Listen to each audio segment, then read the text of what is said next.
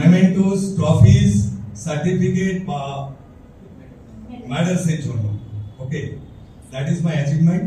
আর ওর confidence level এখন যা আছে তাতে আমাদেরকে আগাম দিনে চিন্তা করতে হয় না যে ওকে কিভাবে রাইজ করবো। তো মাই সন ইজ এদা সন ইজ ডক্টর, কিন্তু ওর জন্য আমরা পুরোপুরি নিশ্চিন্ত আছি যে ফিউচারে ও হয়তো দাদার থেকেও আরো বড় রাইজ করবে।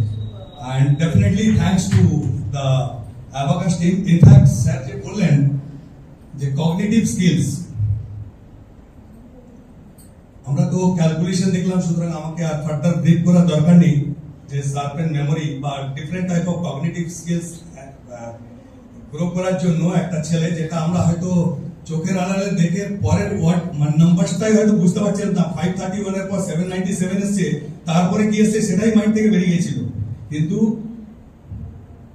হ্যাপিলি ক্যালকুলেট করে দিল। হ্যাঁ, এবং আমি ভয় পাচ্ছিলাম যে ক্যালকুলেশনটা কারেক্ট হবে তো, ওখানে যে রেজাল্ট বেরোচ্ছে, ঠিক আছে, নট ফর মাই শট, ওর জন্য। কিন্তু দেখলাম একদম হিউজ 11,542, যেটা আমরা হয়তো ক্যালকুলেশন, আমি অনেক সময় ট্রাই করেছি ক্যালকুলেশনে, যখন আমি বটন প্রেস করছি তার আগে দেখছি এদের রেজাল্ট চলে আসছে।